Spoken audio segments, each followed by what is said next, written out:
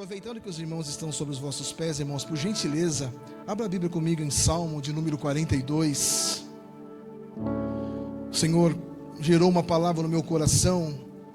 Salmo de número 42.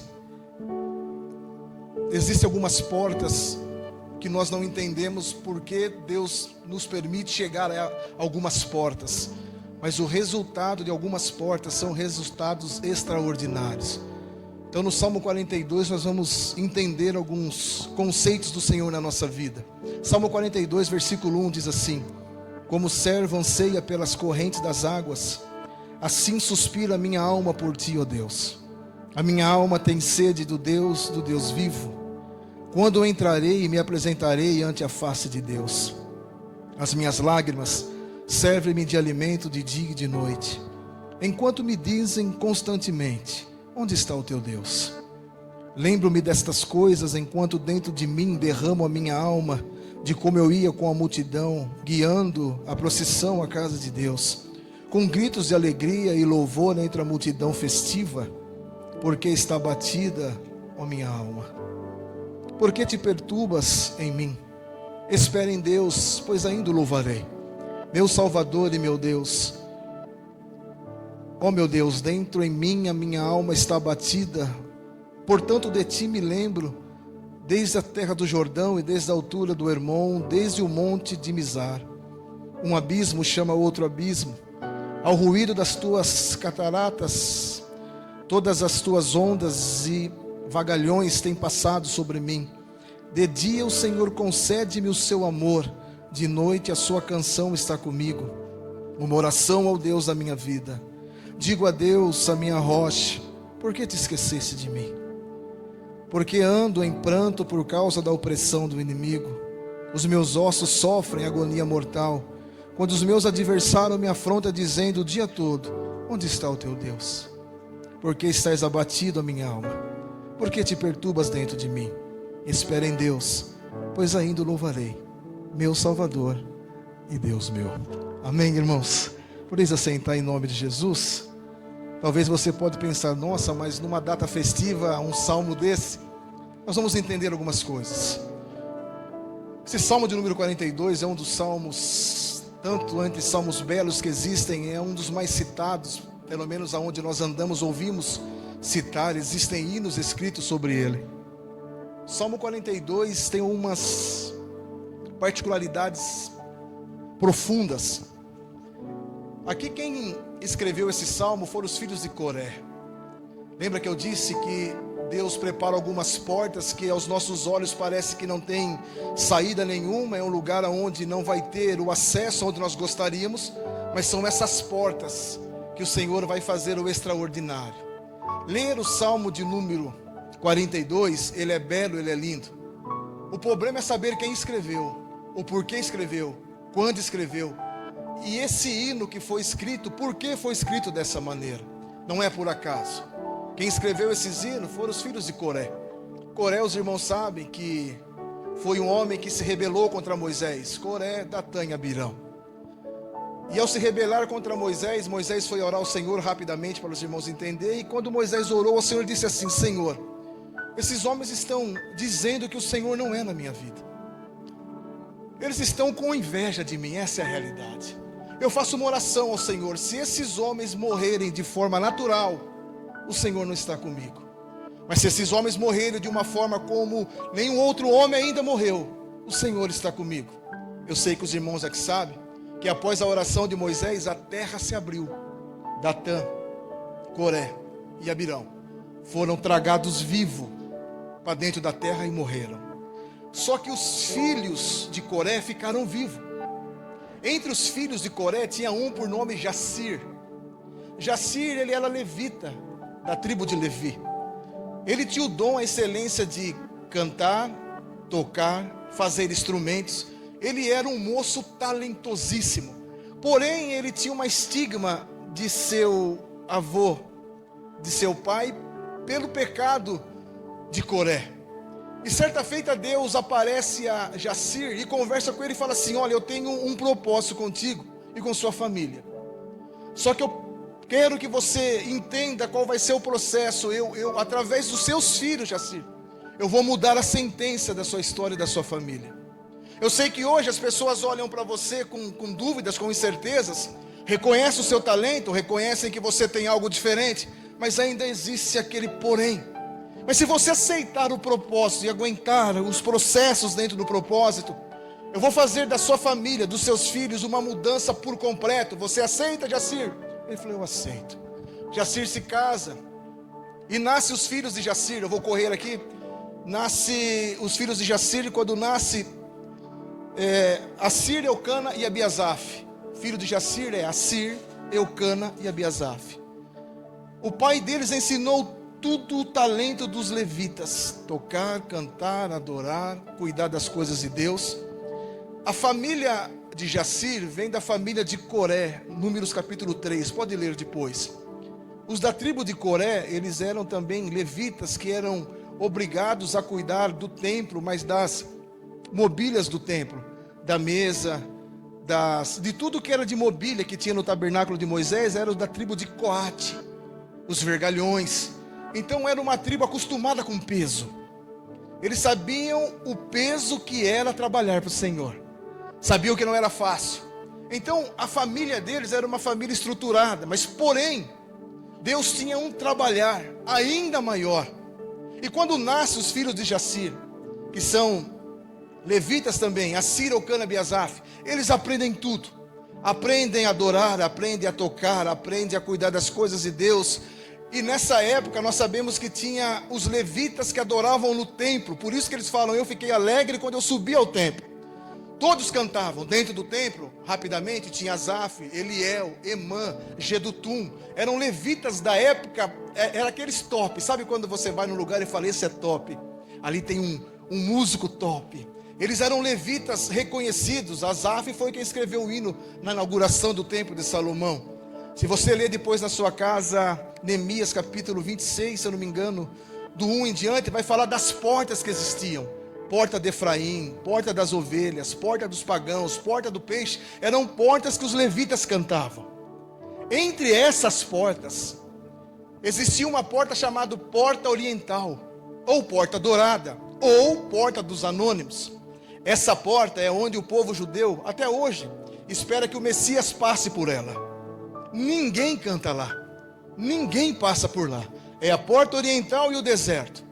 Os filhos de Jacir, eles crescem, e chega o tempo deles se apresentar ao chefe dos levitas. Na época era Emã. Então Emã fazia as escalas dos levitas para se apresentarem nas portas. A porta das ovelhas, aonde Asaf cantava, era a porta da bênção, irmão.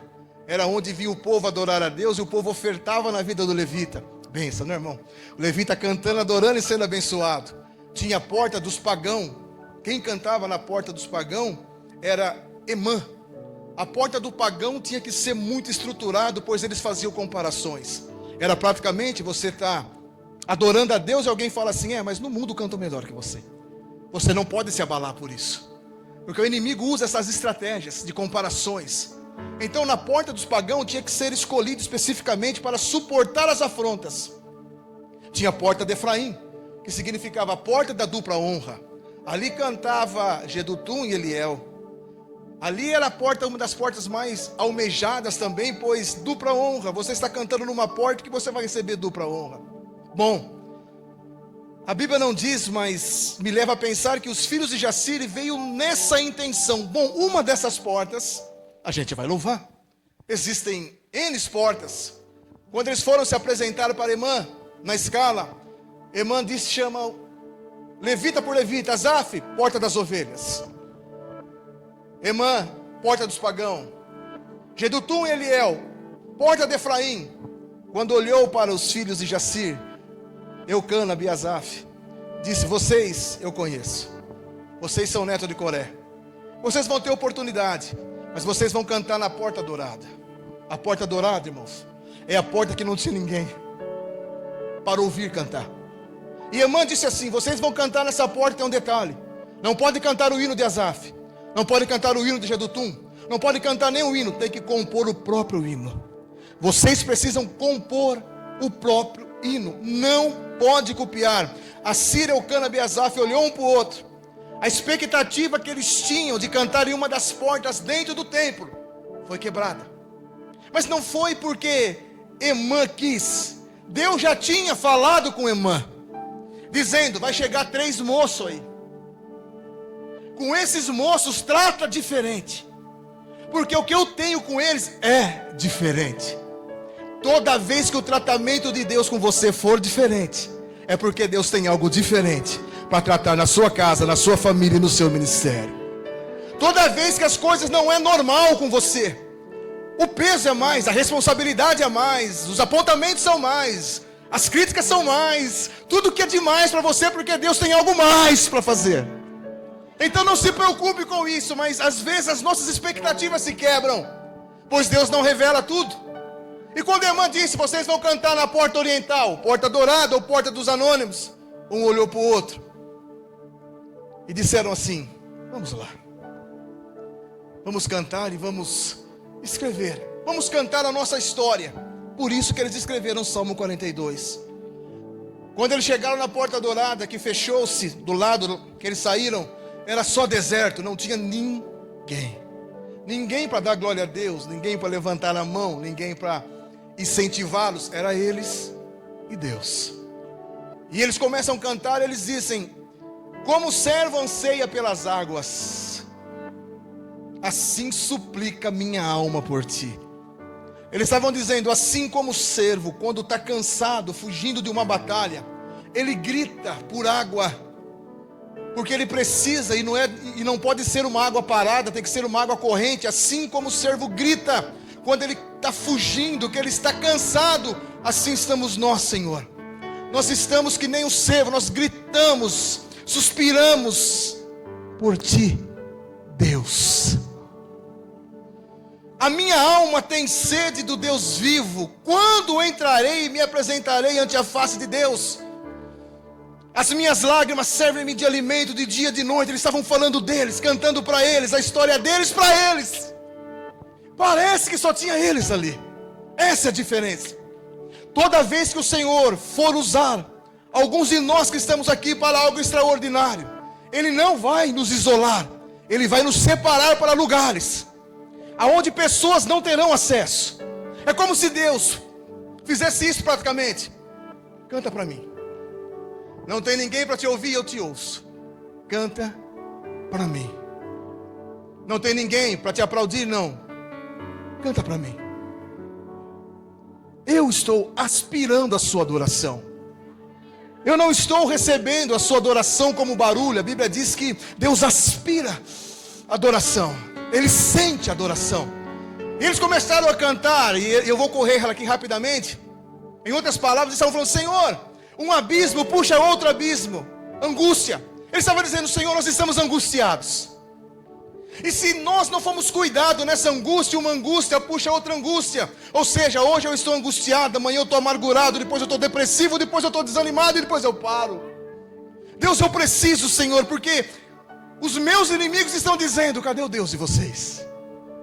Eles estão dizendo: vocês são levitas, vocês têm dom, você tem talento, vocês têm até um chamado, mas cadê o Deus de vocês? Senhor, a gente ouve isso constantemente, Senhor, e eles cantam para Ele dizendo: por que, ó, minha alma estás abatida? Por que eu estou abatido? Por que eu estou assim, Senhor? Senhor, eu ficava feliz quando eu subia para os cultos, porque eu almejava um dia estar cantando em uma das portas. Mas eu não estou nessa porta, eu estou aqui, os 3 cantando e Deus ouvindo o louvor deles, aspirando a adoração dele. Talvez, às vezes nós estamos num mês comemorativo de 17 anos, mas eu tenho certeza que existiam períodos de estar em lugares onde não tinha ninguém para dizer continue, mas Deus estava dizendo: vai, pode ir, canta. Ainda que os homens não consigam absorver, eu estou absorvendo a sua adoração. Você não sabe o que eu estou preparando. A porta dourada não é a porta do esquecimento. A porta dourada é a porta da preparação. A porta dourada é onde eu pego pessoas improváveis, pessoas que tem o talento, aparentemente tem um porém. Eu tiro o porém, coloco o talento, coloco unção, preparo o lugar, preparo a porta, dou crescimento, porque é através disso que eu vou fazer a diferença. Adore para mim, canta para mim, aplauda para mim, prega para mim, ora para mim, louva para mim. Eu quero aspirar a sua adoração e não se preocupe, porque eu vou falar com quem precisa ser falado. E eles escrevem esse hino, Salmo 42, e abre o coração. De repente, irmãos, dá um pulinho comigo. No Salmo 44. Eles escrevem o Salmo 42. Emã escuta o louvor deles. Espalha entre os levitas. Você ouviu o hino que eles cantaram? A Bíblia vai dizer que estoura uma guerra. Segundo Crônicas, capítulo 20, pode ler depois, Salmo 44. É a guerra de Josafá. Os moabitas estão contra Josafá, contra Jerusalém. Estoura uma guerra e Josafá está desesperado. Ele vai orar e no meio da oração Deus levanta um levita no meio lá, Jaziel, e diz assim: assim diz o Senhor, eu quero que vocês louvem, que no meio do louvor eu vou dar livramento. Nesta peleja não tereis que pelejar. Vocês conhecem esse texto. Foi essa a guerra. Quando estourou essa guerra, alguns levitas foram chamados. Emã chegou e falou assim: Eucana, Cira, Biasaf, apareceu uma agenda para vocês. Eu estou conjecturando. Apareceu uma agenda para vocês. Opa, apareceu uma agenda. É Porta das Ovelhas, certeza. Não, é uma guerra. Estourou uma guerra do rei Josafá e vocês são convocados a ir lá cantar. E olha, não pode cantar hino de ninguém. É hino de vocês. Um olhou para o outro e falou: vamos, manda quem pode, obedece quem tem juízo. E eles foram e cantaram o Salmo 44 no meio da guerra, dizendo: ó Deus, nós ouvimos com os nossos ouvidos, nossos pais nos contaram os feitos que realizassem seus dias. Nos tempos da antiguidade expulsaste as nações com a tua mão, e os nossos antepassados plantaste. Esmagaste os povos, mas aos nossos pais fizeste prosperar. Presta atenção no verso 3. Não conquistaram a terra pela sua espada, nem o seu braço salvou. Foi a tua destra, o teu braço e a luz da tua face, pois os amaste. Pode continuar lendo depois. No meio da guerra, os amonitas, os da montanha de Seir, juntando, eles começaram a cantar. E lá em Crônicas 20, a Bíblia diz que Deus colocou emboscada nos inimigos. Você consegue perceber no começo, na introdução dessa palavra, que uma porta oriental, que aparentemente é anônima, que aparentemente não vai dar em nada, é onde Deus já está preparando um cenário para te colocar. E às vezes nós vamos pensar que o cenário vai ser um cenário onde você é bênção, você é top, você é bom. Não, é guerra. O pastor disse aqui no começo, pastor Ismael: não, a preguiça tem que sair. Nós temos que viver o novo, nós temos que lutar, incentivando. Esse é o tempo. O tempo que nós estamos é tempo de guerra mesmo. É tempo de você usar as armas que o Senhor te deu. Levantar a voz, levantar a mão, adorar, orar, cantar e dizer: Senhor, não é por nossa força. Porque se não fosse o Senhor, os nossos inimigos teriam nos encolhidos. Eu não conheço muito a história desse ministério. Eu conheço pouco. O pastor João me contou a história linda de como foi plantado. Eu escutei hoje o pastor dizendo. Mas eu imagino que teve momento que alguém disse: será que as coisas vão acontecer? Quantos anos faz? 17. Porque Deus aspirou a adoração. Não foi porque eu gostei. Não é porque somos pessoas inteligentes ou bonitinhos. É porque Deus aspirou e falou: bom, os homens podem não entender esse processo, mas eu tenho uma história de bênção e de vitória para esse ministério. Alguém na cidade pode não entender porque é diferente, o tratamento é outro, o jeito é outro, a pegada é outra. Sim, é outro, a pegada é outra, o jeito é outro, porque é o jeito que eu estou fazendo, a pegada que eu quero, vai trabalhar da maneira que eu colocar, porque da porta dourada eu vou colocar no palácio do rei. Mas por isso tem guerras que vão ser travadas, e Deus vai levar-nos no meio da guerra e vai dizer: canta, adore. Senhor, mas no meio da guerra? É, no meio da guerra. Deus, mas eu esperava uma porta diferente. Sim, mas o seu esperar não é o meu propósito. O meu propósito você precisa obedecer. Então cante no meio dessa guerra. E eles cantaram. E você sabe que Deus pôs emboscada e os inimigos se mataram. Irmãos, quando eles voltaram, estourou notícia. Ficaram sabendo? Os netos de Coré, Assírio, Eucana e Abiasaf, cantaram na guerra de Josafá. E Deus deu vitória. Chegou a escala dos levitas de novo. Emã chama todos os nomes. Penso eu que eles já estavam conhecidos. Se fosse eu colocava minha melhor roupa e ficava na primeira fila dando risada para a Emã lembrar de mim. Ora, eu já tinha cantado na guerra de Josafá. O meu nome já tinha sido espalhado. Emã olha e fala assim: Assírio, Eucana e Abiasaf, porta dourada, porta oriental, a mesma porta, o mesmo lugar, eles e Deus. Você entende porque Deus te leva a lugares e fala para você: é você e eu. Eu não quero interferências, eu quero você e eu. Ninguém vai interferir no modo que você vai ser em mim. É você e eu. Eu vou dar para você um jeito de pregar diferente, um jeito de cantar diferente, um jeito de tocar diferente. É diferente. É por isso que eu não vou deixar influências. Vem cá, canta aqui na porta oriental, aonde só está vocês e eu. Canta nessa porta, que as outras portas eu preparo. Adore nessa porta, que as outras portas eu abro. Fica nessa porta, canta nessa porta, adora nessa porta, oferta nessa porta, glorifica nessa porta, congregue nessa porta. Alguém está entendendo aí? Continue nessa porta. Não é porta de esquecimento, é porta de propósito. Eu tiro dos olhos humanos e coloco nos meus olhos. Eu tiro dos planos dos homens e coloco nas minhas mãos. A sua história não está nas mãos dos homens. A sua história, a história desse ministério sempre esteve e sempre vai continuar nas mãos de Deus. É por isso que Deus às vezes manda vocês fazer coisas que não manda os outros, porque é diferente. E eles vão e eles cantam o hino. Depois você lê o Salmo 84. Um dos textos do Salmo 84, verso 10, ele diz assim: Senhor, eu prefiro estar na tua porta, ó Deus. Presença de Deus não é questão de posição, é questão de permanecer. É por isso que Deus fala: permaneça aqui, nessa porta, porque eu já estou preparando outras. Caminhando para o final, abra a Bíblia comigo no Salmo de número 46, por gentileza. É um dos salmos mais conhecidos, tenho certeza.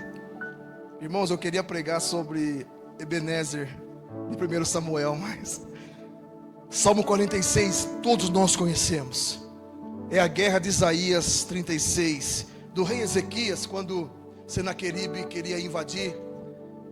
E tinha um homem chamado Rabizaque, que era o capitão de Senaqueribe, que ficava ameaçando o povo, dizendo: porventura Ezequias vai mentir sobre vocês, vai dizer que o Deus de vocês vai livrar. Ameaça, ameaça, ameaça. A guerra estoura, Deus fala com Isaías, e Deus vai lá e fala para Ezequias: fica tranquilo, que eu vou colocar um anzol no nariz de quem está afrontando.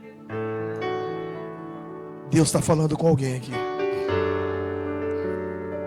Eu vou colocar um anzol no nariz de quem está afrontando Ezequias, e vou puxar,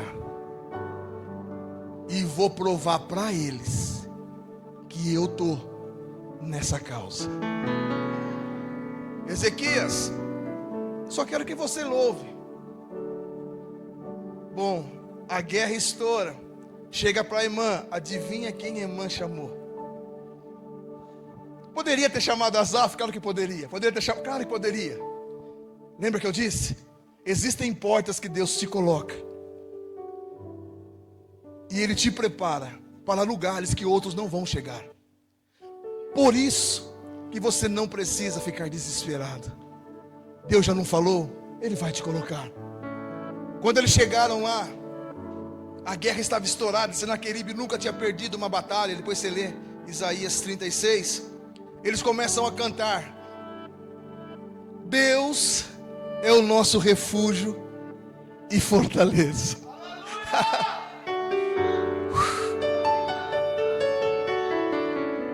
Espera. É o mesmo que escreveu o Salmo 42. Por que está batido a minha alma? De repente eles chegam no meio de uma guerra. Eles poderiam falar um para o outro, falar assim: eu não vou não. A situação que nós estamos, abatidos. Não. Eles entenderam. Quando chegou no meio da guerra, quem sabe alguém falou: eles conseguiram em Josafá. Josafá é uma guerra grande, sim. Mas Senaqueribe? Não. Rabisaque não, eles chegaram. Deus é o nosso refúgio e fortaleza, socorro bem presente na angústia. Peraí, esses entendiam de angústia, por isso que falaram isso. No Salmo 42 e Salmo 84, eles estão angustiados demais. Eles dizem: Senhor, eu não quero que esse abismo puxe outro abismo. Essa angústia não pode gerar uma depressão, uma letargia, não pode. Senhor, por isso eu clamo a Ti, por isso eu grito para Ti, por isso eu não tenho vergonha de dizer que eu Te amo, que eu Te adoro, que eu preciso do Senhor, que o Senhor é tudo para mim. Eu não tenho vergonha, Senhor. É por isso que eu chego num culto como esse, eu levanto a mão, dou glória a Deus, falo língua estranha, danço, pulo, canto, toco. Eu estou tentando chamar a Tua atenção, Deus, para dizer: Senhor, eu tenho sede da Tua presença, Senhor. Eu não quero ouro, eu não quero prata, eu não quero fama, eu não quero reconhecimento, mas a Tua presença, Senhor. A Tua presença, essa eu quero, Senhor. Como o servo brama, grita pelas águas, eu, Senhor, grito pela Tua presença. Eles entendiam de angústia. E quando ele chega e diz: Deus é o nosso refúgio e fortaleza, socorro bem presente na angústia. Bom, pelo que ainda não temeremos, ainda que a terra se mude e os montes se transportem para o meio dos mares. Olha o 3. Ainda que as águas rujam e se perturbem, ainda que os montes se abalem pela sua braveza. Verso 4. Há um rio cujas correntes alegram a cidade de Deus. Eles estavam dizendo no meio da guerra: Deus é socorro bem presente. É praticamente isso. Ei, não desespere não, vocês. Nós entendemos de guerra. Vou dizer uma coisa: as guerras com poder bélico são destrutivas, sim ou não? São. Mas e as guerras internas? Destrói ou não? Você vir num culto com guerras externas, crises que você não consegue compartilhar com alguém às vezes, de tão complexo que é. Porque existem crises e batalhas que a gente não consegue expressar. Não é difícil? Eles entendiam disso, porque quando eles estavam angustiados, eles não correram para homem. Deus falou: quando você está angustiado, vem para mim. É por isso que eu tiro você da angústia e trago para próximo de mim. Porque se você estiver angustiado e correr em lugares errados, essa angústia pode puxar em outras coisas. Deus, quando percebe que nós estamos no limite, Ele não te isola, Ele te traz para perto dEle e fala assim: olha, você não tem condições ainda de cantar para os outros, mas me adora, canta para mim, ora para mim que eu vou curar você. E depois que eu curar você, eu vou apresentar você, eu vou colocar você onde precisa ser colocado, vou apresentar pessoas para você, vou trazer pessoas até você, vou mudar a história da sua vida, da sua casa, do seu ministério, da sua família. Mas antes de tudo isso, você não pode estar angustiado. Eu não vou deixar você trabalhar angustiado. Eu não vou deixar você trabalhar amargurado. Eu vou trazer você para perto de mim. A porta dourada não é isolamento. A porta dourada é tratamento. É Deus dizendo para alguém nessa noite: eu sei as suas dores. Não é que te esqueceram, não. Eu estou trazendo você para perto de mim, porque eu quero ouvir a sua oração, eu e você. Eu quero ouvir seu louvor seu para mim. Eu quero ver sua mão ser levantada para mim. Eu quero ver seu joelho dobrado para mim. Eu quero ver o seu sorriso para mim. Eu quero ver sua lágrima para mim, porque eu quero tratar você aqui, eu e você no deserto. Só Deus pode tratar de alguém no deserto. Homem não trata, ser humano não consegue entender das complexidades do seu sentimento. Mas nessa noite eu libero uma palavra a esse ministério, 17 anos vivendo, porque vocês estão na porta dourada. Deus está cuidando, Deus está tratando, Deus está curando, Deus está tratando.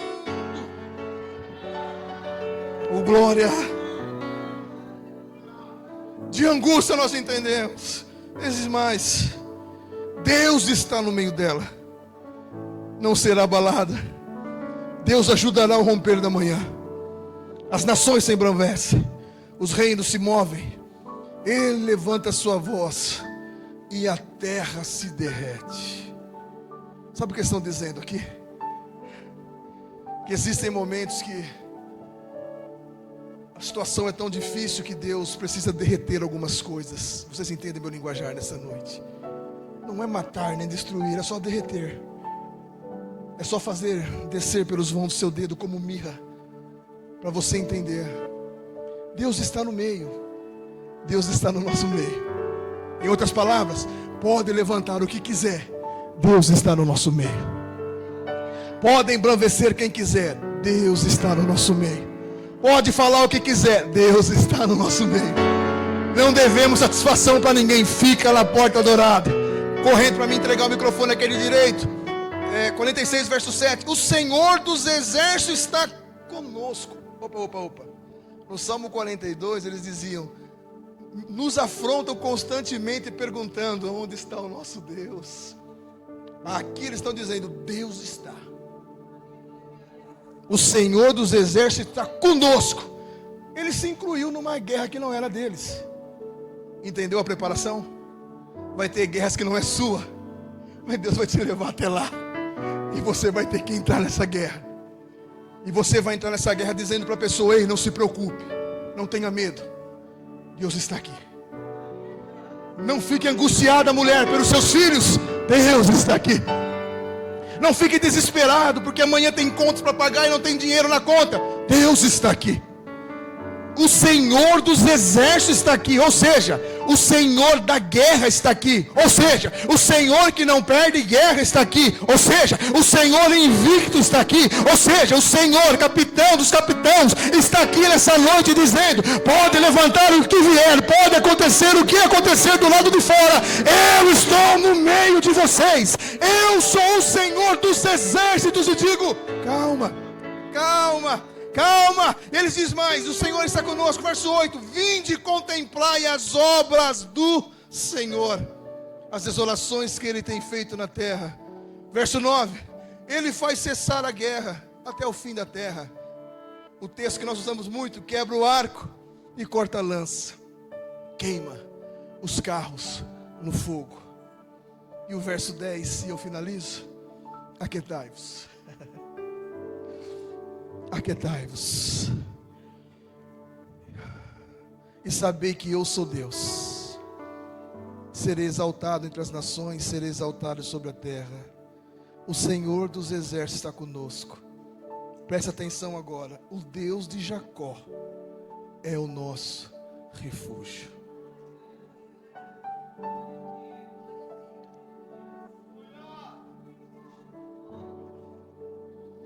Aquietai-vos. Nosso linguajar, fica tranquilo. Você não precisa se desesperar. Deus está conosco. E no final ele diz: o Deus de Jacó é o nosso refúgio. E eu fiquei me perguntando: por que Deus de Jacó e não de Abraão? Por que Deus de Jacó e não de Isaac? Específico, Deus de Jacó é o nosso refúgio. Ele estava dizendo: o mesmo Deus que pegou Jacó e transformou e fez dele o que fez, é o mesmo Deus que está aqui e vai transformar essa situação e vai fazer dela uma bênção que vocês nem imaginam. Eu iniciei dizendo que era uma noite que eu ia falar sobre portas, que almejamos algumas portas Mas melhor é ficar na porta que Deus nos coloca. Porque dessa porta, Deus vai preparar outras portas. A estrutura que Deus vai dar para vidas que estão aqui. A estrutura sentimental, quando no Salmo 42 eles disseram que os ossos dele, estrutura, tremem e se abalam. Deus está estruturando pessoas nesta noite, dando uma estrutura, porque Deus fala ao meu coração que há oração nessa casa dizendo: Senhor, estrutura-nos, estrutura-nos, estrutura-nos, para que nós possamos alcançar. Não é isso que tem orado aqui? Eu não congrego. Então Deus está dizendo: eu tenho estrutura para essa casa, profunda. Eu vou dar equilíbrio, eu vou dar estrutura, a ponto de cair da direita, cair da esquerda, e vocês continuarem firmes, dizendo: não tenha medo, aquietai-vos, aquietai-vos, aquietai-vos, não desespere, não abandone, não pare. Não é hora de correr, não fica nessa porta. Eu vou traduzir e falar rasgado: essa casa é a porta que Deus colocou você que está aqui. Não sai dessa porta, fica nesse lugar, adora esse lugar, trabalha nesse lugar, porque daqui Deus vai fazer grandes, grandes, grandes coisas.